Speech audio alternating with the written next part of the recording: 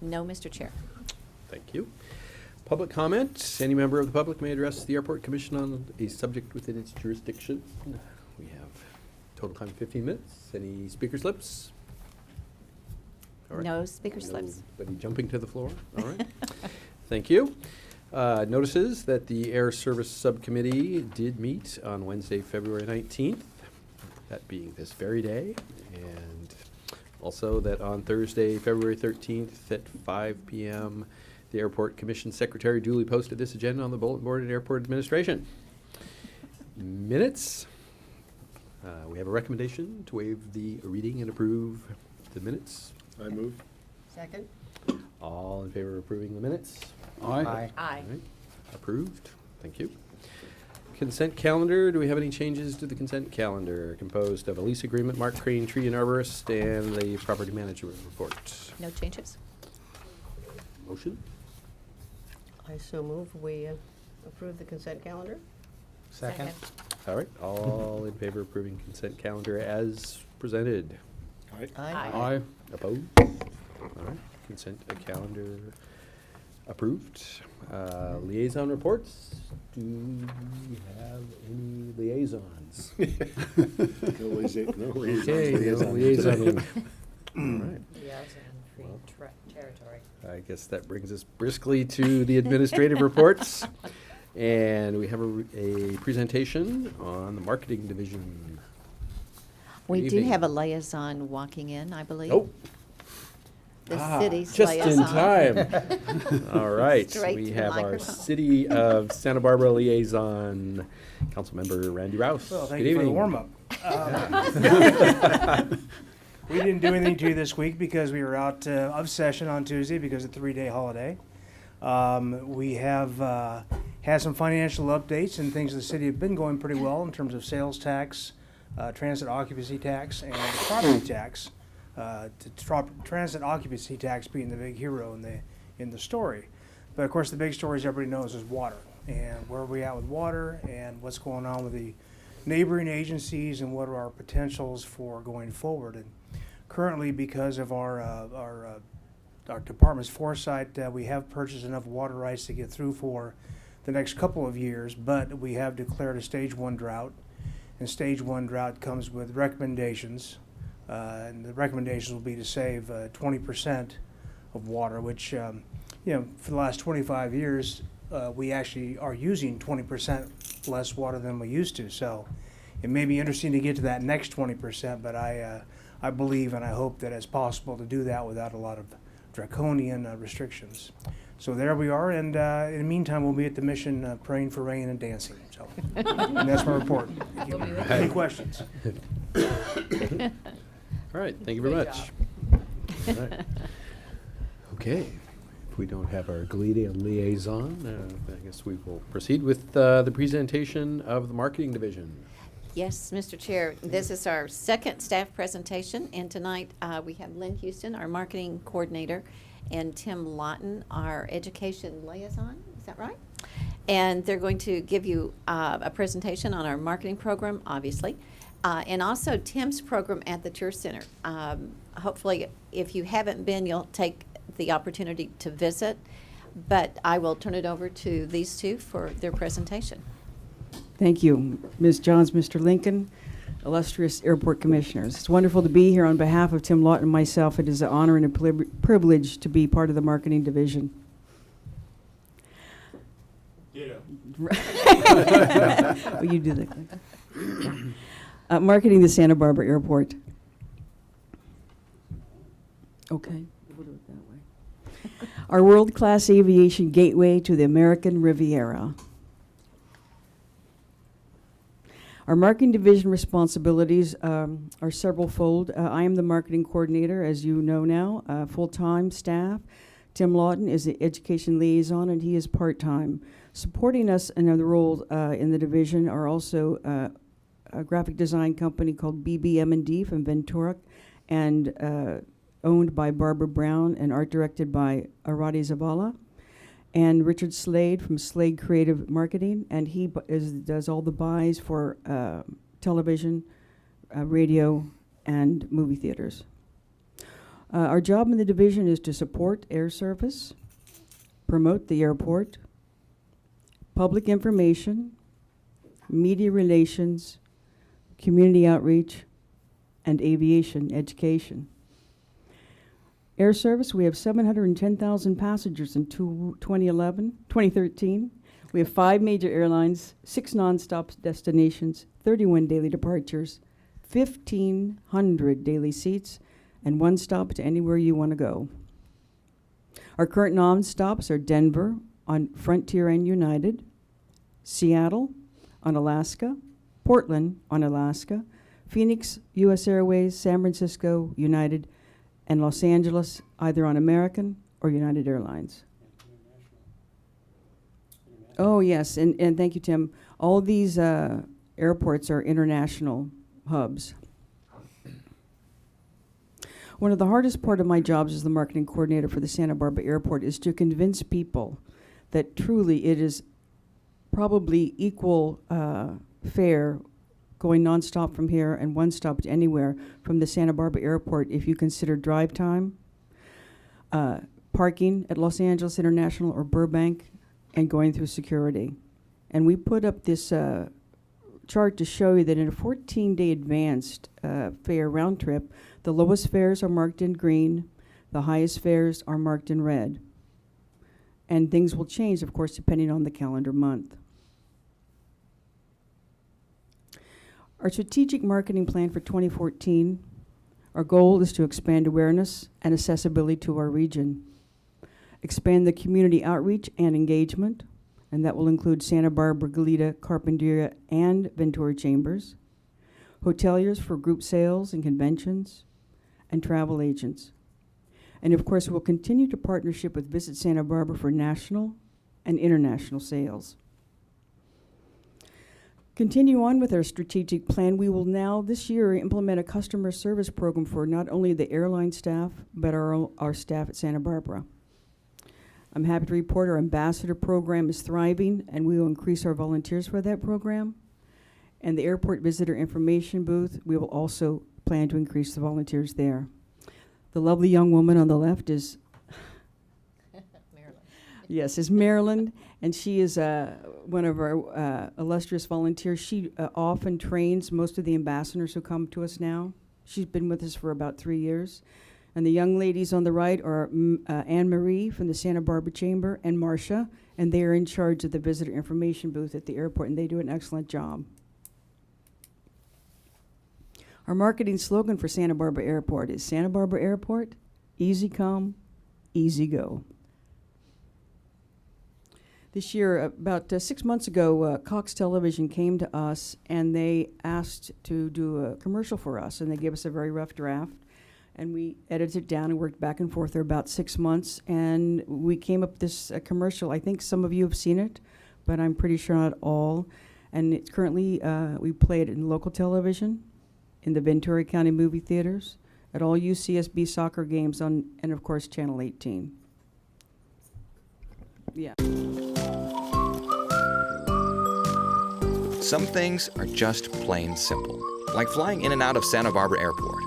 With 5 major airlines offering nonstop flights and one-stop connections to anywhere in the world, it's easy come, easy go. Enjoy casual and fine dining, or shop and get some work done while you wait. It's everything a big city airport can offer, in the comfort of your own backyard. Santa Barbara Airport. Easy come, easy go. Yes, and that's our marketing goal, to make it easy, accessible, come to your local airport, and start your vacation the minute you get out of the car. Other advertising venues that we spend our monies on are radio, and the radio we do is from Ventura County to San Luis Obispo. Online, news outlets, Visit Santa Barbara, UCSB, print, magazines, newspapers, banners, and bus ads, MTB, NTD, Gold Coast Transit, Carpinteria Shuttle, and Easy Lift Transportation. And I just want to point out one thing here. We are marketing to the Santa Barbara County, but also in this coming year we're going to reach out further to Ventura County to bring all the people that often go over the hill to Los Angeles or Burbank, bring them up here. And we're having ads on the Gold Coast Transit, which goes from Ojai, Ventura, and Oxnard. Online and print advertising, this is some of our latest ads. As you can see, I think they're stunning, and that's the work of BBM&D. Public information and media relations, that's another part of our job. That will ensue press releases, public information during emergencies, media access for events, and of course, transparency with the public and the press. And our sponsorships, this is just a small list of what we sponsor and how we sort of outreach to the community and support our community, because the community is a very important part of the Santa Barbara Airport. And our current sponsorships include the Santa Barbara Museum of History, the Goleta Valley Historical Society, Isla Vista School, UCSB Athletic Department, Easy Lift Transportation, and the Council on Alcoholism and Drug Abuse. And now I'd like to introduce you once again to Mr. Tim Lawton, our Education Aviation. Liaison. Thank you. Good evening. Santa Barbara Airport Visitor Center consists of 2 conference rooms, a NASA Teacher Resource Lab, a U.S. Marine Corps Air Station Goleta exhibit, and a time distance world map, an exhibit hall that has, of course, our very famous little airplane, Little Spirit, and our wind tunnel aircraft that's designed after the Air and Space Museum's model of the wind tunnel airplane. We have a variety of children's books on aircraft that are available in the center, and we also host a pilot's resource lab.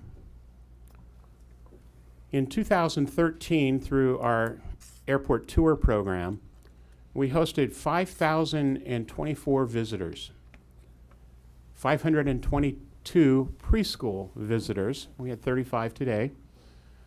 3,582 kindergarten through 6th graders, 783 secondary students. Among our visitors were 11 World War II veterans, and we really do treat them as our VIP visitors. We hosted 12 summer camps or after-school programs in 2013. Field trips include Santa Barbara History Highlights. There are many, and if you don't have one of our brochures, we'll get you one before you leave tonight, but this is a really exciting airport to be part of because of our history. We have walking tours of the airfield, visits to our Airport Fire Station 8. I should commend our Fire Station 8 personnel. They are amazing to work with and great in public community relations and public service. And daily, we launch a 30-gram weather balloon. We launch red ones on blue sky days and black ones on cloudy days, teaching the kids about the environment that aircraft operate. Our community outreach includes aviation education and career development and career day presentations. This last year, we did 4 high schools in the South Coast area, and we had junior high and middle schools that we also provided programs to and assemblies for several hundred students.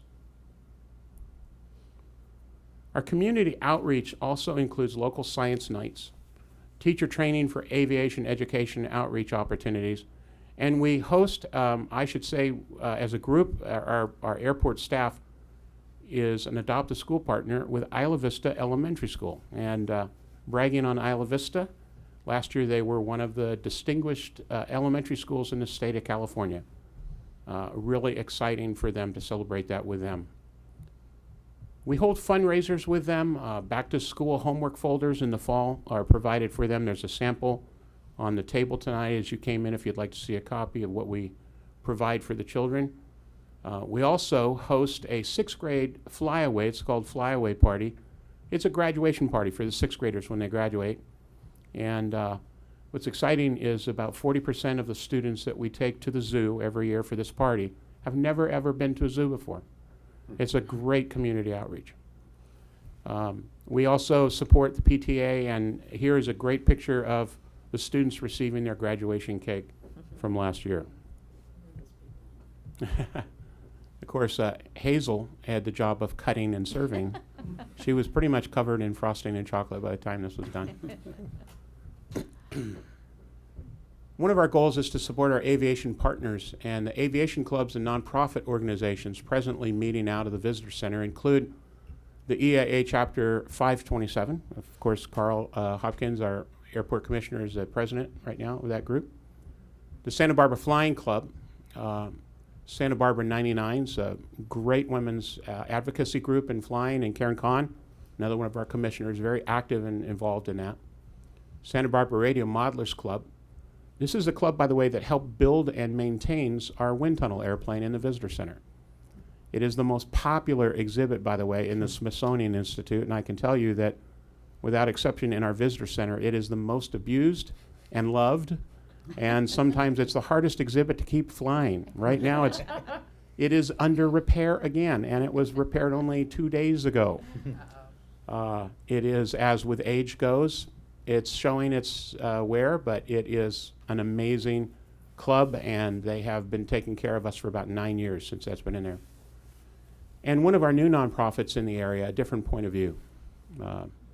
Government agency support is also something that we do. We have hosted TSA Homeland Security training sessions, Santa Barbara County Sheriff's Bomb Disposal Unit's Aviation Bomb Unit Training Day, which that in and of itself was a fascinating thing to kind of watch and see how they prepare.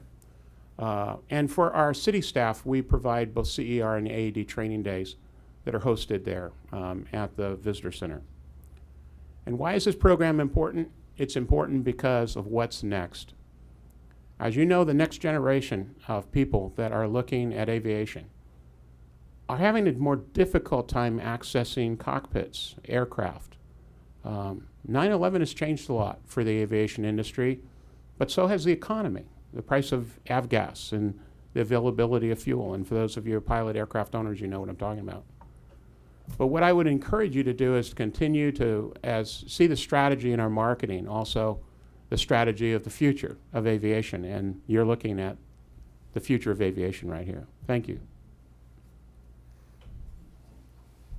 If you have any questions for our marketing group, they'd be happy to respond. You mentioned the sponsorship of some local organizations. What form does that sponsorship take? It's just usually a donation, like for the Santa Barbara. Thank you. The Santa Barbara Museum of History. They had a Tinker Toy exhibit, and so we give them a certain amount of monies, and that helps them put that exhibit together. And they built a wonderful aircraft made out of Tinker Toys. Right, I've seen that. Yeah, yeah. Thank you. Yeah, I think what your group and really the airport as a whole just does a tremendous job of community support and a number of organizations, and it's really a very noble and generous thing, I think, that the airport does. Yeah, it's a privilege that we can do. Having watched you herd 30 7-year-olds down the ramp is a pretty impressive sight. That's fantastic, fantastic. I used to tell have you a that- full head of hair. Yeah. His nickname was the 21 Pied years, Piper. Yeah. 21 years of doing this, and can I just say, one of the great assets to us are aircraft owners who make their aircraft available to us to share with the children. It really is a transformative time. And again, going back to Young Eagles program, which the EAA sponsors, to actually give young people an opportunity to get in the cockpit and to get behind the controls of an airplane and recognize this is something they can do. This truly is the future of aviation locally, and it's wonderful that we have the support of the local aviation community. It's really a gift. Questions? Comment? Great presentation. Thank you. Thank you. Eye-opening, too. Thank you. Thanks. Thank you. And next we have a presentation on air service development. Yes, Commission. Tonight we have Chris Warren, who's the airport's air service consultant. He's with InterVista Consulting. And Chris has been with us today, and we've been meeting with various community representatives. We've met with Chambers of Commerce CEOs, and we have had hotels here.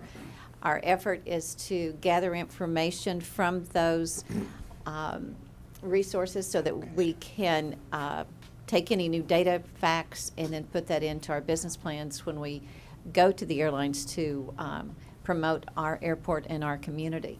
So tonight, Chris is going to go through some background on the airlines and then talk a little bit about our strategic plan for Santa Barbara. So, and be sure we're going to have him go through the presentation, then we'll take questions at the end. Thank you. Thank you, Hazel. I think that works. And thank you all for having me. It's been a good day. As Hazel mentioned, we've spoken today to several various kind of community stakeholder groups and got a lot of valuable information. Been fortunate enough to work with Hazel and her airport team now for a reasonable period of time. And to echo what you said, they do a fantastic job here. Very enjoyable team to work with, and I think we're very bullish on what we see happening here over the next few years. Going through this presentation, I don't want to take too much time, but as Hazel mentioned, we've got a few slides kind of giving you a little bit of overview of kind of current conditions within the airline industry domestically, and how we work within those constructs, and how that impacts kind of how we work in our in our efforts to bring new air service to the market. You know, as we've talked with people today, all industries change, all industries evolve. It does seem, however, that this industry, particularly I think in the last 10 to 15 years, has transformed quite dramatically. We picked 2000 as kind of a base year. And if you look here, these were the 12 largest airlines, and we went by logo because some of those have even changed, ranked by domestic departures in the peak season. 2000 also represents, and there was some talk about kind of the pre and post 9/11 environment. 2000 was really kind of that last full year, the pre 9/11. So this is what the industry looked like. You see these 12 carriers, and you see only 5 of them are left. Now that's not all necessarily that they went out of business. There's been consolidation in the industry. But a few of them have gone away. But what you see is that 12, what we considered kind of the largest primarily network or legacy carriers at the time, is down to a big 5 at this point. And we've jumped the gun a little bit with the recent merger of American Airlines and US Airways and consolidated them as well. And then to the right on 2014, you see some of the low-cost carriers that have filled some of the gap. But I think the point is, as we look forward and how this impacts us and our service development efforts, for lack of a better term, with airlines that kind of fit that traditional model, there are just fewer targets. The industry is consolidated, capacity is down, which we'll talk about a little bit. Again, there have been other carriers to fill that gap, and we're in dialogue. You know, we continue to kind of work with them to make sure they're part of our efforts here. So, general question, is the U.S. airline industry profitable? If you look at, and this data is for consecutive years, kind of ending the third quarter of each year, data from the Department of Transportation, the operating margin for what are defined as the largest kind of major airlines for the most recent period is at a recent high. You see that at 6% for the year ending the third quarter of 2013. Now, what the airlines would say is, yes, it's at a recent high, but those industry margins are roughly half of the average of the S&P 500. And what they would also say is that a lot of that's been driven by the fact that fuel prices are down a little bit year over year. So I think a balanced way to phrase it would be the industry is healthier than it's been in a considerable amount of time. For the first time in quite a while, there's not 1 or 2 airlines that are screaming like we're in deep trouble through this winter. There's not really anybody kind of teetering, which is I can't remember that over the last 20 years or so that I've been involved in the industry. And things have kind of, what I would say, stabilized. So industry's profitable, not exceedingly profitable, but it has stabilized recently. So I don't want to get into too much detail here, but which are the most profitable carriers? And I apologize because for sake of the graph, we use the traditional airline codes at the bottom. But the largest carriers to the left, what you see, that's Alaska Airlines with a 16% operating margin, and it goes down the line to United at 2%. So you see a bit of a range.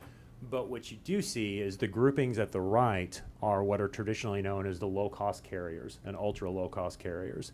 And the first 2 are Spirit Airlines and Allegiant Airlines, which are the more extreme form of what's called the ultra low-cost carrier, where you pay for your, it's the a la carte pricing and the kind of limited amenities. And those carriers are really found a niche in the industry. So now I will say, as a point of comparison to some of these higher numbers, Apple's operating margin for the most recent period was 30%. So again, the airlines have stabilized. They're, as far as recent history goes, reasonably profitable, but again, I think their message would be still a way to go to keep up with other public companies. One thing that's interesting, and I'm sure you notice this as you travel, is, for lack of a better term, airplanes are full, and they are full across almost every carrier. The metric that's used in the industry, obviously, is what's called load factor, which roughly is the percentage of seats filled, and the entire industry for the entire year was filled at 84%. That number was 69% as recently as 12 years ago, and as recently as 20 years ago was in the 60% range. So I think a couple of things have happened. The advent of smaller airplanes, you hear the phrase regional jets, has actually allowed airlines to put better matched time markets and time channels to capacity, as well as advancements in internet distribution technology, last minute sales, and that sort of thing. But again, 84% is maybe a little bit of wiggle room, but this is about as high as this structurally can get. There are always going to be a few empty seats, cancellations, and that sort of thing. So for lack of a better term, structurally, airplanes are about full.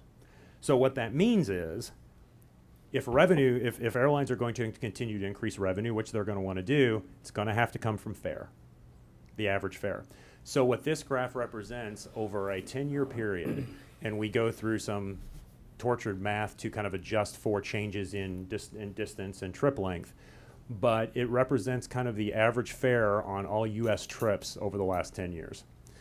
And what you see is the economic downturn and the effects of that in the 2008-2009 timeframe. But right now, fares in the U.S. industry are almost 25% up from that period, which is just 3 or 4 years ago.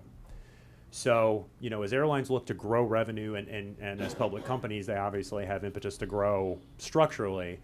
Any increases you're going to see, I think, are going to be, the airplanes can't get much more full, so they would, the goal would be for them to increase from a fare perspective, and I would expect to see that permeate through the industry. Go through some of these quickly, but this shouldn't be much of a surprise as which carriers generate the highest fares, kind of the traditional, what we call network carriers, U.S. Airways, Delta, United, and American. This is all, again, adjusted to make sure that as if they all operated the same kind of trip length, because obviously longer flights tend to charge more. Once American and U.S. Airways kind of combine, essentially there'll be 3 left of the traditional legacy airlines, Delta, United, and U.S. Airways, and their fare structures will all be relatively similar. And on the right, you see the low-cost carriers, and you see, as you would expect, as they are lower cost, lower fare carriers, those numbers tend to be a little bit lower.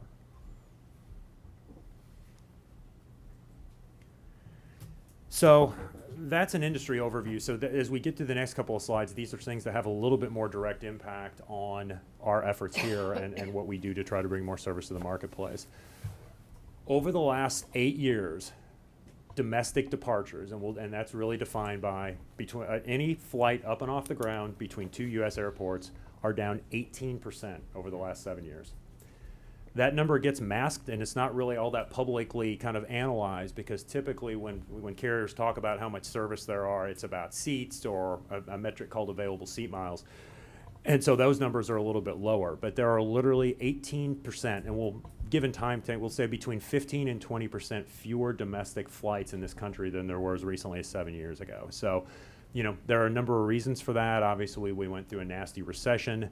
There's been consolidation in the industry, but one of the things we've seen is traditionally, since airlines were deregulated in the late 70s, traditionally airlines and airline capacity and airline profitability followed the economic cycle.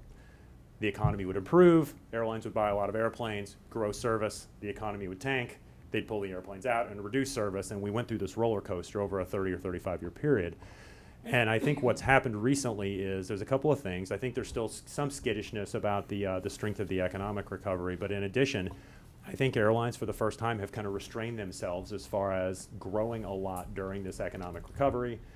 Airlines have consolidated, which has also played a part. But as we go out and, there are roughly 400 airports in this country that are competing for these departures. Over the last 7 years, you've seen a significant decline.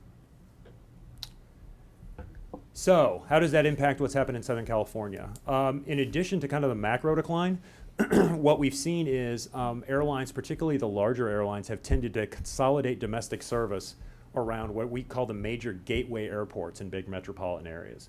So in Southern California, that obviously is primarily LAX.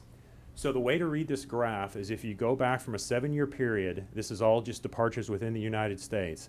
LAX, actually, we talked about how departures in total are down almost 20%, but departures at LAX are actually up 6%. And so that's a couple things there. Number one, we talked about this consolidation as carriers. If they're going to shrink flights, let's make sure we serve each area from the gateway that makes the most sense for our network. But number two, LA has seen a little bit of a strategic battle between a couple of 3 of the major airlines because it's one big market without a fortress hub. So a lot of growth out of LA. Now, if you go through the regional airports throughout Southern California, you see numbers that are a little bit more reflective of those national trends. I'm going to skip the first two for a second. So if you look at Orange, and I'll get back to them in just a second. If you look at, this is Orange County, this is us, this is Burbank, and this is Ontario.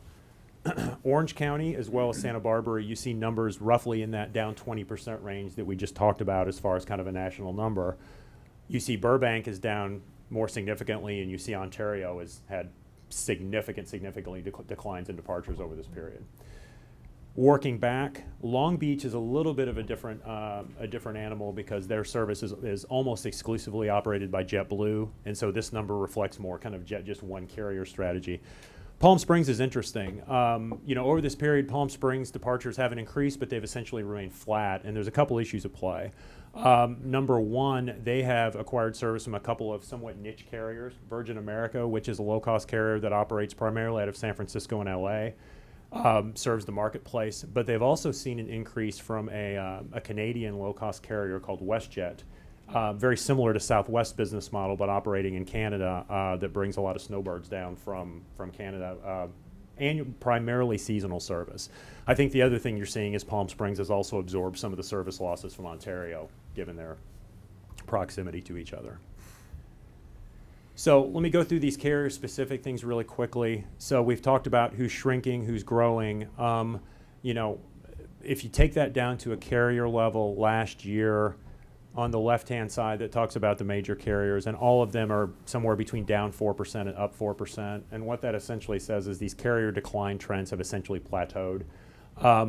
You see a little bit more variation from the low-cost airlines, with the exception of Frontier, who's going through a bit of an ownership transition. But essentially we've kind of plateaued. All the carriers are within a range, but you see those little S labels represent carriers which operate here, and they're all kind of in that flat to slightly down mode. This year, have things improved? Well, we're kind of in the same place through the first 6 months. We can go out and look at what's published in the schedule data. And again, things appear to be, through the first part of the year, roughly flat, maybe down just about 1%. So we would expect, as we get toward the back half of this year, and particularly I think in the coming years, we do think these trends have plateaued, and we would expect to see some limited growth, I think, as we move toward the second half of this year and forward. And again, trends by carrier look very similar to what they did in 2013. So what are some kind of trends that we'll talk through these briefly, but some things that are happening in the industry that will impact us. Mergers, when two big airlines get together, we've seen this recently, it's a long process. It's probably a 2-year process between kind of merging systems and labor forces. Things like branding even can take a couple of years. So we would expect it to be a full couple of years before the two airlines are actually fully merged.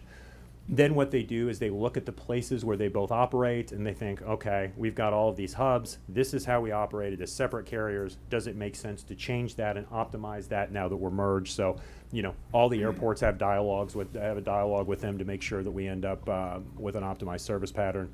Carriers go out of their way to make sure that the impact on things like customer experience and reservation systems and everything else are somewhat limited. Couple other integrations kind of particularly Southwest, who purchased a regional carrier called AirTran. One of the things that's happened with Southwest is, as a result of this and some other things that they're working on, they've kind of limited their domestic growth, which has kind of limited our ability to pursue them. So that should be completed by the end of this year as well. This third one is a big deal. When we say regional fleet, what that means is the smaller regional jet aircraft. And here that's historically meant the 50-seat aircraft that we've seen so many of here in Santa Barbara. What's happened was, as I think the airlines have realized that oil is never going to be $30 a barrel again, and those were some of the numbers that were that made sense when those airplanes were ordered. We're now in a paradigm more toward 90. Those 50-seat airplanes don't make a lot of sense. So what the airlines are doing is they're going through and replacing those smaller regional jets with larger regional jets. They're still not as big as a 737, but they tend to be 65, 70, 90 seats. They tend to be a better product. A lot of them have a first-class cabin. You can put your bag in the overhead bin. And the other thing that it does, and we'll talk to this here briefly in a moment, is they have what's called range, meaning they're bigger airplanes and they can fly further nonstop, which potentially opens up some opportunities for us here. Talked about macroeconomic growth. The bullishness we've talked about is all dependent on obviously not running into any sort of major economic or fuel spike.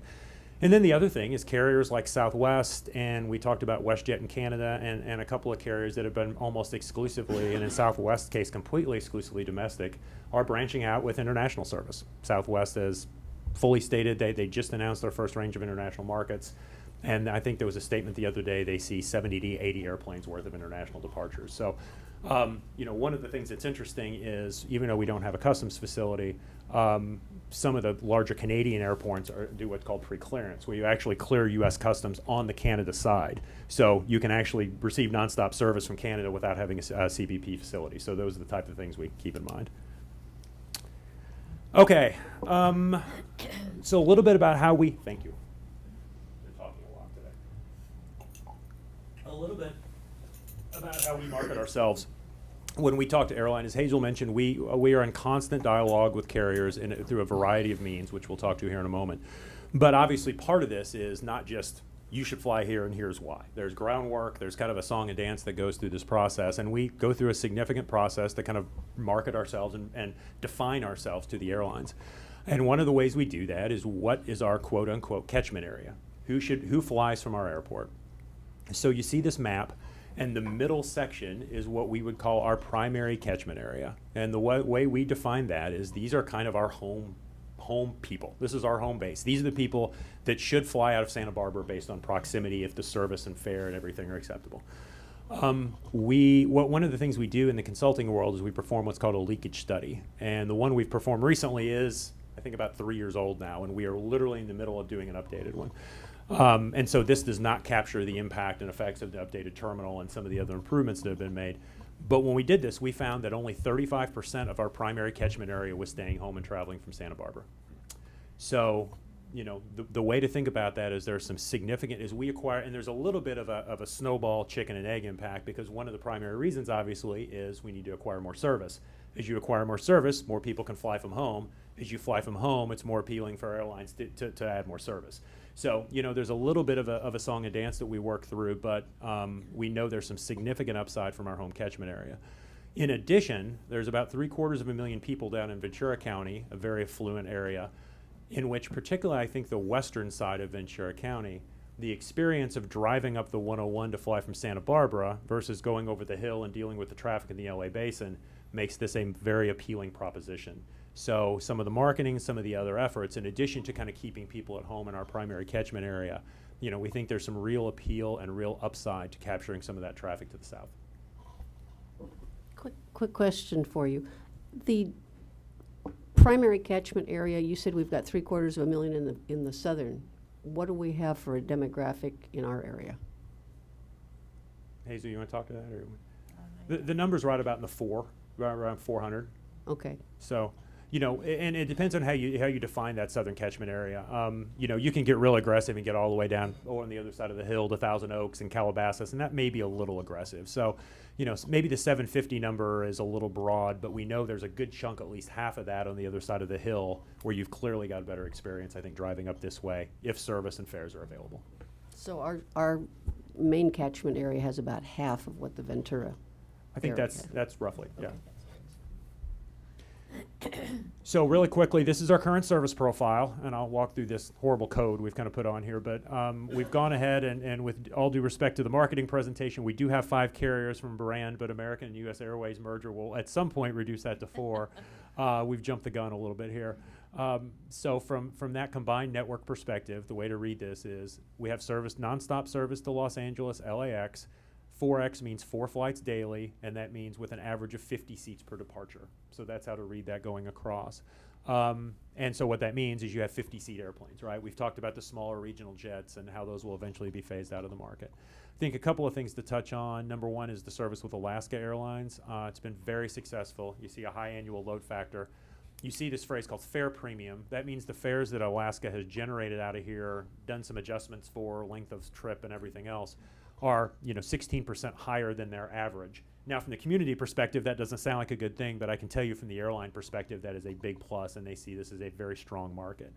The Portland service started recently as seasonal, We presented a business case to Alaska at their headquarters on potentially extending that service to annual, which they did do. This is the first off-season we've operated, and they're very happy with the service. So that's gone very well. And then you see United and Frontier. So 4/5 airlines. We've talked about the nonstop departures and service into traditional hubs in Phoenix and Denver. And really, Los Angeles, LAX has become, even though you think of a hub as going in every different direction, there's been such a growth in domestic service. LA is really a hub at this point as well. I don't want to torture you with a ton of this data, but this shows kind of our top 20 largest markets from Santa Barbara. And this is by the amount of people that literally begin their trip at Santa Barbara and end it at somewhere else, or vice versa. It doesn't talk about which actual flight you go on. It's, hey, where you're going. Where does your ticket end your trip? So you see the 5 markets over to the left, but I think that the markets that I want to focus on and draw your attention to are the ones in the middle of the country. ORD is the airport code for Chicago O'Hare. DFW is Dallas-Fort Worth. And IH is Houston Intercontinental.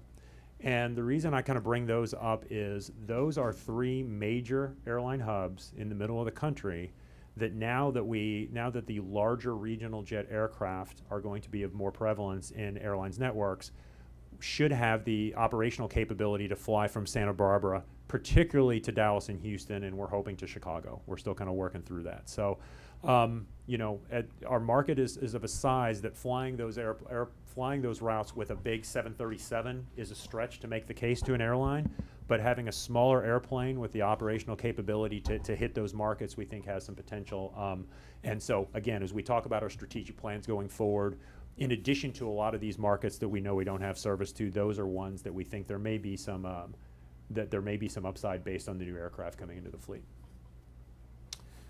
We also are fully aware of the dearth of service internal to California, and we understand that particularly Sacramento and San Jose are a real issue for people in the community. And I can tell you, Hazel and I have talked to anyone that'll listen to us, and then after they say no, we'll talk to them a little bit more. And particularly Sacramento, there have been carriers in and out. I actually worked for one of them at one point, and so understand the business case.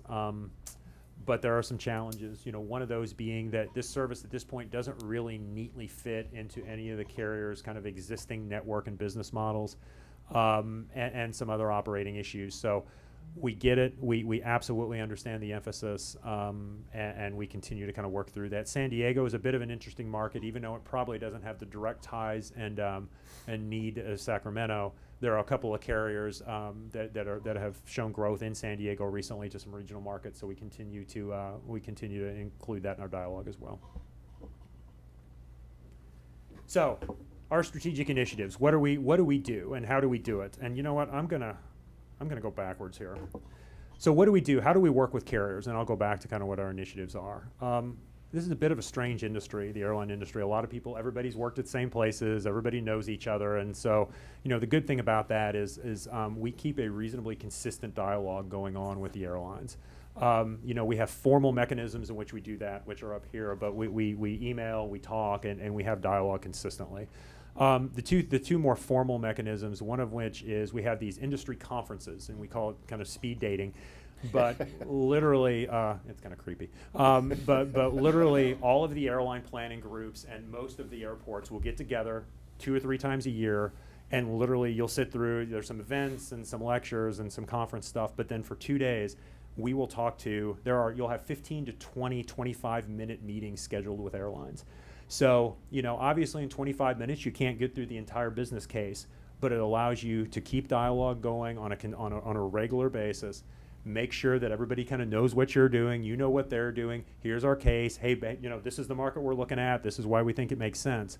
And so the idea with that is, sometimes these conversations, particularly in kind of the environment we're in with capacity, sometimes they take months, sometimes they take years. But continuing to lay groundwork and continuing to have that dialogue is particularly important. And then as you get further along, you may start conversations there, then you'll keep going and keep talking, and eventually what oftentimes happens is then you'll go meet with the airline at their headquarters. And the example I'll use is the meeting we had last year with Alaska. been year before last now with Alaska, up at their headquarters in Seattle, where you could really sit down, go through the extensive business case. There's a lot of, geeky math involved in airline economics. You can do a real formal route forecast and that sort of thing. And that's when you can really have some extended discussions and really start to bring some things to fruition. So what are some of our goals and objectives for this year? Without getting into particular routes, let's go through a couple of 3 different kind of categorical things. One of the things that actually doesn't get a lot of play is the development and what I call playing defense on current routes. Obviously, if the industry is down 20% in departures, there's been a lot of people lose a lot of service. So the first thing we have to make sure we do is keep our eye on the ball to make sure that carriers are happy with the routes that are operating today. And again, that's part of that ongoing dialogue. It may just be banging out an email to somebody, picking up the phone, and do you have any concerns? We'll have those discussions at these conferences. And in addition to that, within current routes, one of the things we often do is just look for little tactical ways to improve the amount of seats coming in and out. For instance, let's call it one of our eastbound hub markets. Maybe in the summertime, you guys can find a way on this one flight to bump a 50-seater up to a 70-seater. That's not a real glamorous thing, but it adds a lot of seats in and out in the summertime when people are having a tough time getting decent fares out of the community. So those are the type of things that are pretty much ongoing. I think for more dramatic impact, we recognize the need for what we call additional hub connectivity. We've talked about Denver and Phoenix are our eastbound hubs, and the reason obviously hubs are important is not only can you get to Denver and Phoenix, but then you can get to the entire U.S. transportation network beyond those 2 cities. LA has kind of become a hub as well. But again, there are hubs in the middle of the country that for a number of reasons, including kind of a lack of appropriate aircraft, it's been very difficult for us to acquire service. If we've had it, and as part of this kind of capacity constraint, we've lost it. So that is a major goal as we move forward. Third one, we've talked about the in-state service. We're trying to get creative. We're looking at niche opportunities, and we continue to beat that drum as much as we can. And then, the more longer-term kind of groundwork type stuff, we do it, particularly at the conferences and in between. And in some of our more tactical discussions, we do talk to new carriers, obviously, all the time about the opportunity here and the marketplace. So, and again, we're right in the middle of finishing an updated leakage study. And that is, like I said, I can't tell you how important that is for us to allow us to kind of drive the message about what the Santa Barbara market is rather than letting the airlines do that to us. One of the other things we do is in our presentation, we continue to stress as well. I think there's a little bit of a thought process at some of the airlines that we are a great leisure market and an upscale leisure market, but we really also try to drive home the message that we have a strong business component in this market. We've been able to do that by working with some of the community groups. We've got some data that actually kind of proves that. So again, I think it's the whole, let's make sure, just like you do with any product, that you kind of define and control the brand and market and how you define your product. So that is what I have, and I'd be more than happy to take questions. Oh, great presentation, a lot of really great data. I was a little curious, when you were discussing load factors. Yeah. In the 80% range, you indicated that it sounded like the system was basically running at structural capacity. Pretty close. And yet over the last decade, there's been an 18% decline in departures and capacity. So where did that capacity go that now that we're 18% below where we were at the peak, we're now at structural capacity? Is it the system just works slower because of security? No, I think what happened. I think what the airlines would tell you is that they have learned their lesson, and that rather than just operating for and trying to maximize market share, they are now operating to try to maximize profitability. Because I think what they're saying, again, old airline guy, but I haven't been there a few years. But I think the message would be, we have a lot of the capacity that's been reduced on a macro level. We would tell you it wasn't necessarily profitable capacity. So we've pruned a lot of that from the system. The recession and fuel and all that were kind of great reasons to do that. And now that we've come back and we've talked about the industry is somewhat stabilized, again, I think there's been a little bit more focus on profitability rather than market share. Okay, thanks. Yeah. You mentioned defensive operations. Yeah. Do you view that as how much competition do we have for the routes we have You know, a couple answers. I think on a macro basis, and I don't want to jinx myself, but I do think that a lot of the capacity reductions have plateaued. You know, one of the questions came up in one of our meetings today of, are there any routes that you're concerned about? You know, I don't think there's any of our routes that, you know, are what I would say in trouble. You know, I think we do a great job of supporting, you know, supporting the routes we have. The community does a great job of supporting it. You know, what can happen at times, and I'll use the example of Delta and Salt Lake City, is sometimes you can lose service through, you know, through at some point no fault of your own. You know, when Delta pulled the Salt Lake City service, our load factors were in the low 80s, and the industry's load factors weren't as high as they were now. Our fares were reasonably robust, but Delta made a strategic decision to shrink their hub. It's been a long day. Shrink their hub at Salt Lake City, and particularly to some what they would call secondary markets, and we just got caught up in that. So, you know, never say never. You can always get caught up in an airline changing business model, but I don't think there's any of the markets I look at and we have to put a big full court press on because it's in trouble. And I really hope I didn't just jinx anything. Well, it seemed within the last few years, there was a similar situation where the airline had chosen to reposition equipment or you know, remove equipment from here because they needed it someplace more profitable, Yep, presumably. and that happens a lot. And, you know, realize, again, I've worked for 3 different airlines in kind of groups, either this group or related to this group. You know, there's not 200 people working in the planning group and looking at every individual city on a daily basis. You know, there's a somewhat limited amount of resource, and they're very good at what they do. But occasionally you do get caught up in some, hey, there's a strategic decision to grow Hub X. And gosh, we have to find airplanes from which to do that. And my schedule looks like I can pick this up and move it here and not have an impact on the network.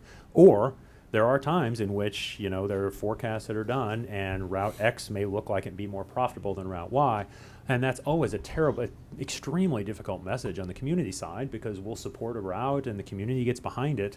And there's a decision that's made in an airline headquarters that absolutely may be the best thing for the airlines, who are still public companies and for-profit entities, that may not be in our best interest. So yeah, that's always a tough one. How often do you find, you mentioned the groups at the airlines that are Yep. kind of doing the inverse of what you're doing, where they're looking at markets. How often do you find where you're describing this market, where you're correcting a false perception on their part looking at Santa Barbara? You know, I think the good thing, and again, one of the things about the consulting side is most of us have kind of done that on the other side. So from a quantitative perspective, from the data piece, we all tend to be looking at the same stuff. This is a really strange industry in the fact that I can go get on my iPad, actually, and within 30 seconds, I can tell you for the last 12 months, exactly how many people have flown every day from Cincinnati to Kansas City. I can tell you what fares were paid on which airlines by market and everything, right? Because what happens is, as a kind of a holdover from the regulated industry days, the DOT requires all the airlines to submit ticket samples. So we're all working from the same data for the most part. I always say, you know, if I wanted to start a hamburger stand, I couldn't see whether Wendy's was selling 23 bacon cheeseburgers, right? It's a weird, kind of a weird dynamic. So most of the stuff we correct, I think, or try to manage, is, like I mentioned, the branding and the qualitative kind of definition of the market. This is a fantastic leisure market, but there's also a business component to it. And particularly when there's a lot of demand for capacity, you know, one of the things we always talk about is when people here talk about, oh my gosh, the fares to this market are way too high. That conversation at the airline is, wow, did you see how high that fare was, right? So there's not always, and so, you know, the business component to it tends to drive up the average fares that the airlines are able to extract, which is a very positive message. And as we talked about in the beginning of the presentation, you know, load factors kind of getting towards structural capacity. So it's going to be less about putting more people in seats and more about what can happen from a fare perspective, which obviously provides challenges to the community. So it's a matter of kind of managing that balance of keeping the service, recognizing that the airlines like high fares, and how we manage that from a community level. Fantastic presentation, thank you. Thank you. Quick question as to who's our competition if you were to pick 1 or 2 other airports in the country that kind of have, should we say, similar service and demographics that maybe we compete with, and that. Yeah, that's a tough one. I mean, there's obviously some things regionally that you can look at. We've talked about the leakage to LAX and Burbank. Obviously, LAX is not a direct competitor as far as proxying the 2 airports, but if you're talking about leakage, that's where we lose our traffic a lot of times. I think it's a broader question because it goes back to your point about, sometimes airlines can need an airplane somewhere else and they have to go find it, and that could be anywhere in the system.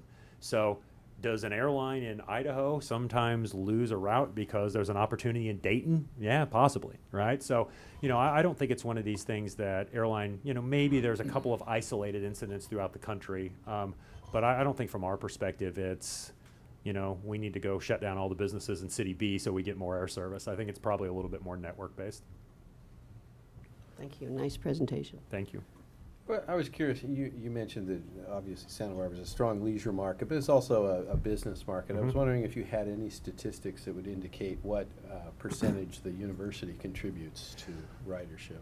I don't think it's tough to obviously pull that direct data because you don't have, but one of the things that I'm going to try to answer your question by not answering it. One of the things that we look at, and one of the pieces of data we do have is, and I'm going to use as an example the Portland market that just started. We can tell because of this ticket sample data how many people, out of everyone that travels, how many people start their trips in Portland versus how many people start their trips here. So kind of what we call point of origin.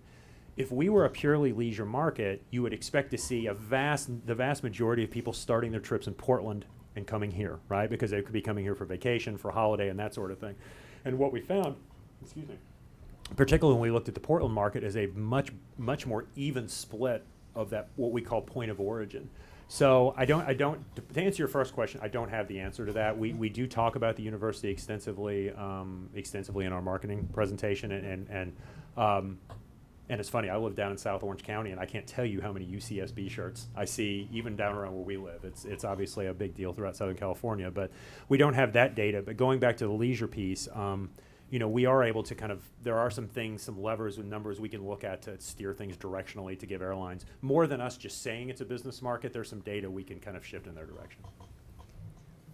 I might also add that we have, because the university doesn't have a centralized travel bureau and each department does their own travel, it's harder to get the information when we've tried to gather that over the years. So we have made some inroads, but we haven't been totally successful in getting that information. Yeah, and I guess one complication is if you're running at near capacity, when suddenly June comes or spring break or winter break, there's no additional capacity for. It's not like you can just take on, another 300 seats a day. Well, and we've run into that. We've talked about our load factors, particularly in the summertime, and that's why we talked about one of the things that we have done. Airlines plan several months in advance, so the timing's a little bit weird. But so late last year, as airlines were beginning to pull together their schedules for this coming summer, we'll reach out and say, hey, look, is there any way, like I mentioned, to maybe just increase the airplane size on this one frequency? Because it's internally, when load factors, when all the seats are filled to this level, everybody needs seats, right? That's just the seasonal aspect of the industry. So inside of an airline, it may be tougher for somebody to add a frequency because, to your point, it's got to come from somewhere else. Tends to be a little lower hanging fruit maybe to bump up what we call gauge or the size of a particular airplane. And that kind of stuff, particularly in the summertime, can have benefit because, like you said, there's just people looking for seats out of town. And that's one of the symptoms of an airline. We talked about 84%, but that's an annual number, which includes the off-peak season in October, November, January, February. So the numbers are actually higher in the summer. Is there a feeling for how many passengers we're losing to surface transportation to the Los Angeles airports to depart from LAX or Ontario rather than Santa Barbara? Well, I think that, I think that leakage study where we showed, roughly a little less than 2/3, you would have to think that those people that's how they're getting there, right? So, again, that data's 3 years old and we're in the process of updating that. But yeah, we talk about our two kind of core strategies wrapped around those catchment areas. Number one is we talk about the South, but number one's keeping people here. So, it's 60-ish% we think are bleeding to, and it was primarily LAX and Burbank. Let me ask Hazel, along that line, have we managed to make progress in solving what was around the holidays a real problem with baggage delivery in a timely manner to people who did get here, so they weren't saying, I just spent as long waiting for my bag as I did getting here from wherever I came from? We can, Commissioner Khan, we can continue to work with the airline manager and also with American Eagle, who is doing the ground handling for all of the airlines here except for Frontier. And we have visited with the local manager and also with corporate.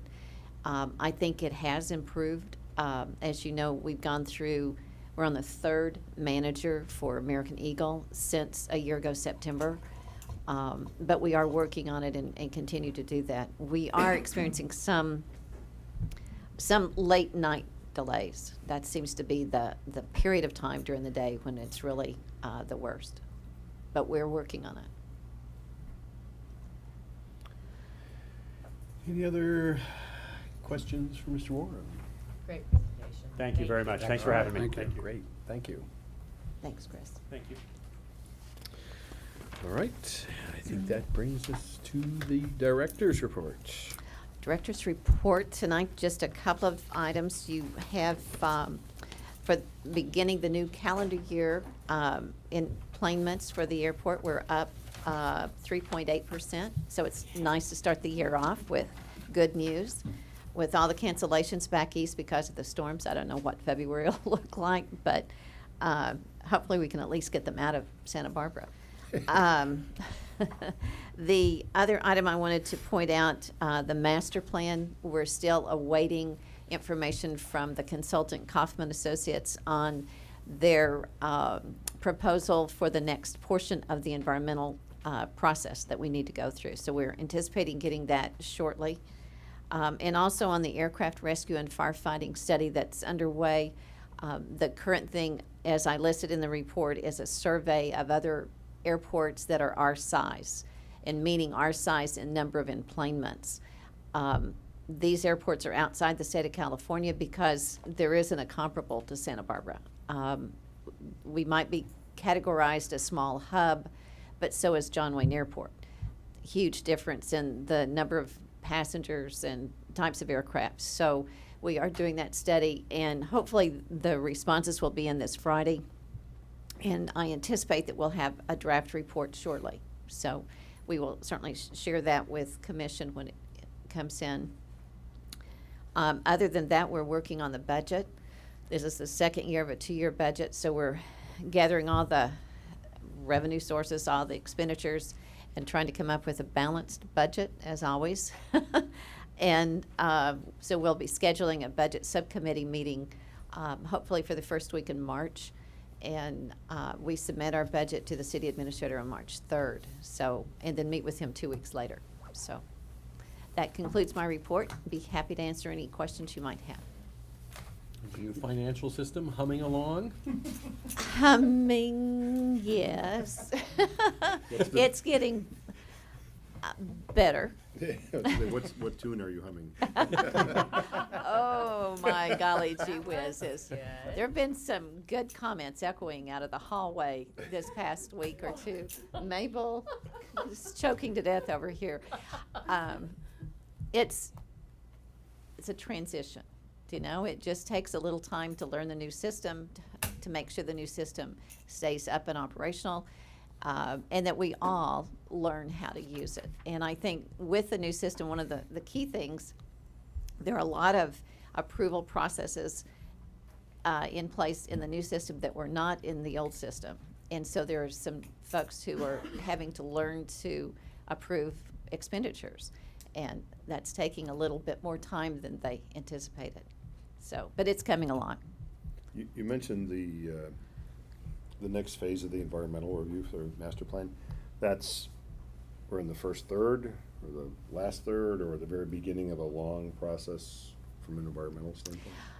Hopefully not a long process. Well, it's always longer than we think. But from the current contract that we have all of the study. The initial study has been done. So we have the counts on things that we need. Now we just need to analyze. And we're doing two things. We'll be doing the NEPA portion, the federal side, which FAA requires, and then we'll also be doing the California environmental side. So that's the part that will take a little bit longer. I think the CEQA process will take us a while. But one of our main projects in there is the extension of Taxiway Hotel. And we will focus like a project-specific EIR on that one, so that when the plan's finally adopted and completed, we'll be able to go forward with that project. Thank you. Hazel, a quick question. I know you mentioned the ambassador program at the terminal and the training program. I would, for example, and maybe some of the other commissioners might be interested to know if when they have a training session, which I'm assuming is a couple of hours, if it's possible, it would be interesting to observe what it is they teach them and what kind of things those people do. I think just from a PR perspective, it's kind of interesting, and it would be nice from my perspective if you just put out a notice to us saying, hey, there is a training session. If you want to go observe, it starts at 3 o'clock or whatever, if that's possible. Certainly, the training process is an airport orientation, literally a walk about the terminal, the parking lots. We also do a tour of the whole airport, because many times people get questions, or our ambassadors are questioned about the fire station or things happening in the community. So we try to cover all of that, and then they do a shadow program. So a new ambassador will be teamed up, like with Marilyn as an example, and literally do what she does during the day. But certainly we can keep you posted on that as we get more. It's been a very successful program, I think. Good. Mhm. Any other questions on the director's report? Well, with that then, we are adjourned. Thank you so much.